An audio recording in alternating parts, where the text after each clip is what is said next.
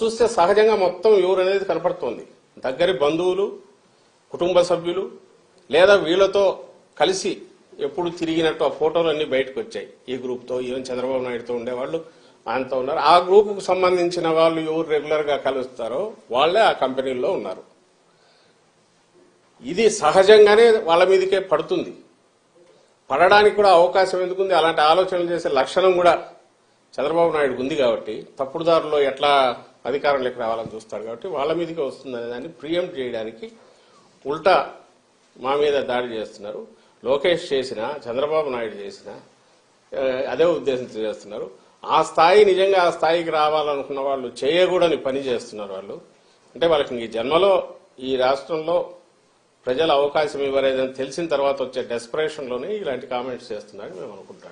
Sir అంటే YCP ఓడిపోతున్నాం అని అర్థమైంది, అందుకనే ఆఖరి నిమిషంలో ఈ చీకటి మాఫియాలు రెచ్చిపోతున్నప్పుడు లోకేష్ అంటున్నారు. ఏం చెప్పాలి, మేమేమో పాజిటివ్ అజెండాతో పోతున్నాం. జగన్మోహన్ రెడ్డి గారు ఇలాంటి పొదుపుని మాటలు కానీ, లేకుంటే ఉపుసుపోక మాటలు కానీ, లేకుంటే ఫ్యాక్ట్స్ చేతిలో లేకుండా నోటికొచ్చిన మాట కానీ ఎప్పుడన్నా చేశారా? రాష్ట్ర ప్రజలు ఇది చూస్తున్నారు, అది చూస్తున్నారు, మీ మీడియా కూడా చూస్తోందిగా, ఇది చూస్తున్నారు.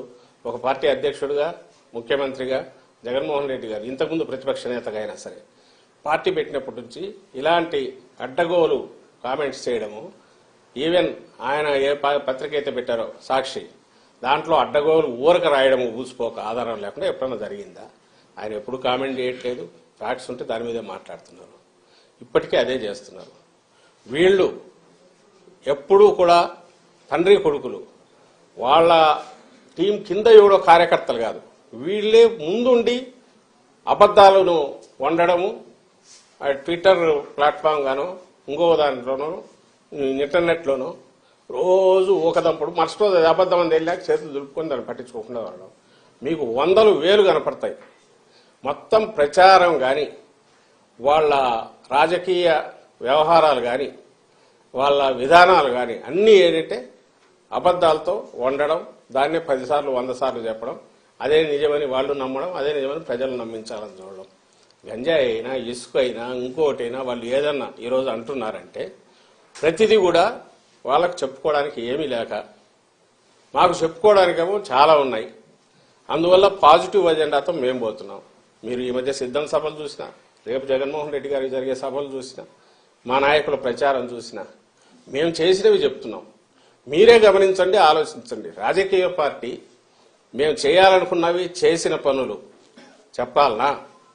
ఒక థర్డ్ రేటు పల్ప్ బుక్లో వచ్చినట్టు ఫిక్షను దాన్ని పట్టుకొని అవి వాటికి సంబంధించినవో, ఏదో వ్యక్తిత్వ హననం చేసి వాటికి సంబంధించినవో, క్యారెక్టర్ అసాసినేషన్కు పాల్పడి ఇవన్నీ తెచ్చి మీడియా ద్వారా ఉండి ఇదే ప్రజలకు అవసరమైన రాజకీయం అన్నట్టు చేయడం, అది రియల్ రాజకీయమా? అది కాదని రిజెక్ట్ చేశారు. ఇప్పుడే 19లో రిజెక్ట్ చేశారు. ఈసారి కూడా వాళ్ళకు ఏమీ లేదు చెప్పడానికి.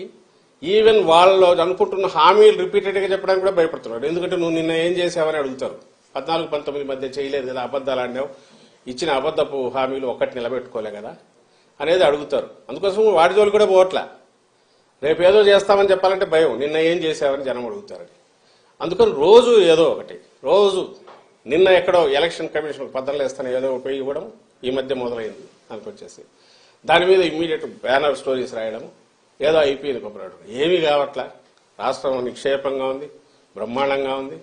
ఎన్నికలకు మళ్లీ పోతున్న దశలో పూర్తి పాజిటివ్ ఇది వేవ్ మాకు కనిపిస్తోంది. అందుకే మేము ఎక్కడ పోయినా ఆదరణ అట్లుంది. అది సహించలేక రేపు ఎన్నికల్లో 23 కంటే ఇంకా హీనం పోయి 0-0కు దగ్గరగా వచ్చే సింగిల్ డిజిట్కో లేదా 0కో కన్ఫైన్ అయ్యి పరిమితమయ్యే పరిస్థితిలో నేపథ్యంలో దాన్ని ఎక్స్ప్లెయిన్ చేయడానికి అవసరమైన గ్రౌండ్ ఇప్పుడు ప్రిపేర్ చేసుకుంటోంది తెలుగుదేశం పార్టీ కానీ, ఆ పార్టీ అధ్యక్షుడు కానీ, ఆ పార్టీ జాతీయ ప్రధాన కార్యదర్శి ఆయన కుమారుడు లోకేష్ కానీ, లేదా ఆయన వెనక వాళ్ళ దత్తపుత్రుడు పవన్ కళ్యాణ్ కానీ. రేపు పోయిన తర్వాత ఈరోజు వాళ్ళు ఏమేమి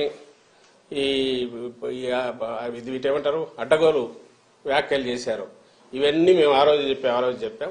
వీటన్నిటి వల్ల ఈ వైఎస్ఆర్ కాంగ్రెస్ పార్టీ ఈ విజయం వచ్చింది, ఇది ప్రజలు ఇచ్చింది కాదని చెప్పడానికి గ్రౌండ్ ఈ రోజు నుంచి ప్రిపేర్ చేసుకుంటున్నారు. రెండవది వాళ్ళకు చెప్పడానికి ఏం లేదు కాబట్టి నోటికి వచ్చినట్టు కారు కూతలు కూస్తున్నారు.